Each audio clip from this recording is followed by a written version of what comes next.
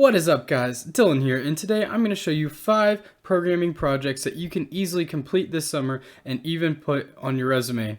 These projects will be perfect for the beginner or intermediate programmer who is looking to expand their skills and learn about a lot of different programming concepts, and will be perfect for any language that you are trying to learn. If you like this video, go ahead and smash that like button and subscribe, because during the summer I will be making little tutorial series on some of the projects that you see in this video. So let's get into it. Alrighty guys, so the first project that I'm going to show you is this simple little Hangman graphical user interface project.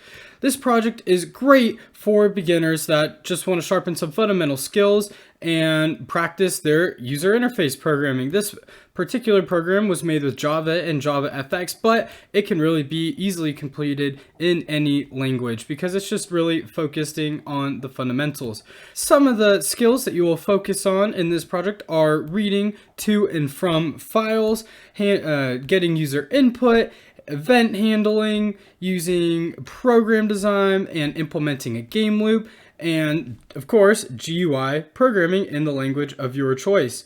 An easy version of this project is just to have one dictionary of words and have the computer choose a word at the beginning. You guess your letters, you get some right, you don't get some right. If you run out of guesses, then, well, you lose the game, but if you guess the word, great. But a great way to add complexity into this program is to write a simple AI algorithm that makes it incredibly difficult for the user to win the game. And I like to call this version Evil Hangman. So the way it works is, you got this dictionary full of words, and when instead of choosing a word at the beginning, then whenever you guess the letter, say I guess the letter B, then the computer will just say, sorry, that wasn't the word.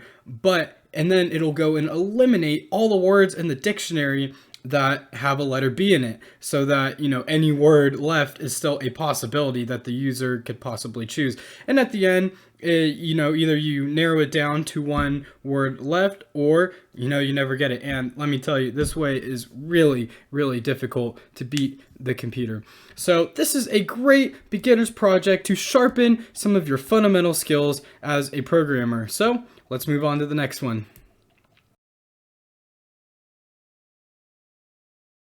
Alrighty guys, so the second project that I'm going to show you is a simple weather app. Now the one that you see on your screen right now may not look too simple, and that's because I've packed it full of features, and that's why this project is great. It's really easy. If you're a beginner and you want to start small, or if you're intermediate and advanced, you can just pack this thing in and really make it super dynamic, which is great.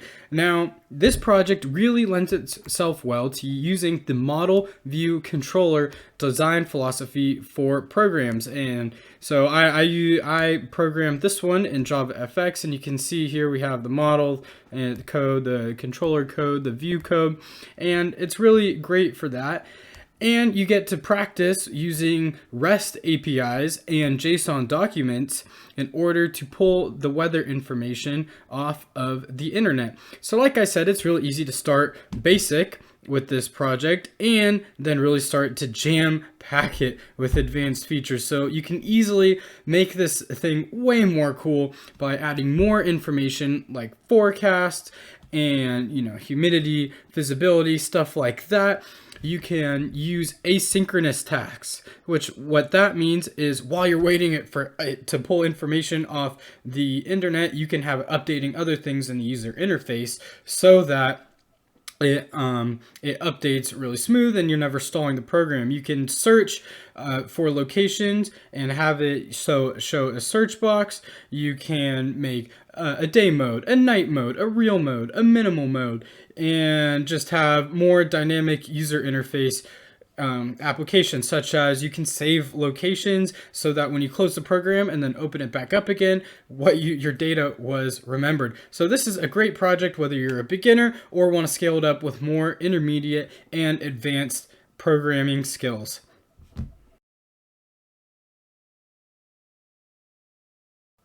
Alright guys, so the next idea that I'm going to share with you is kind of another take, a more advanced take on the weather application idea that I shared with you guys. So this project is for the more intermediate to advanced programmer that's really looking to learn a lot and build something on their own that they can know everything about, and it would be perfect for a resume project. So how do I mean? Well, instead of getting weather data from, wherever you want in the world, weather data that's already been gathered, and then you just search for it, you can get the data yourself using a Raspberry Pi chip or, a similar embedded chip like an Arduino. So how do you do that? Well, you just set up the chip with a temperature sensor in your backyard. You have it gather data for a while, and then you bring it back in and you transfer the data to your PC, where you can then display it, do whatever you want with it, make your own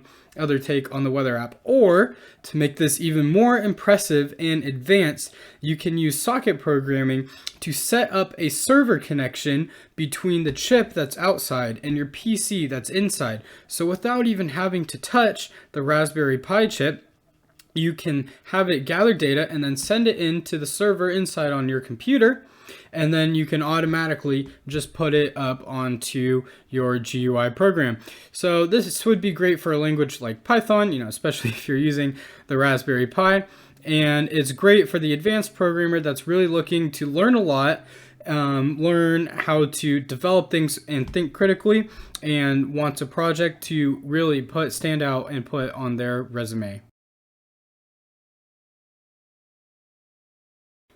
Alrighty guys, so the next project idea that you can do this summer is more specific to the Python language, and that is to automate your boring, mundane tasks that you just have to do over and over. So now, what would make a good task to automate? Well, if there's something that you find yourself doing all the time, it's really boring, and you think that there could be a faster way to get around it, then you can automate it.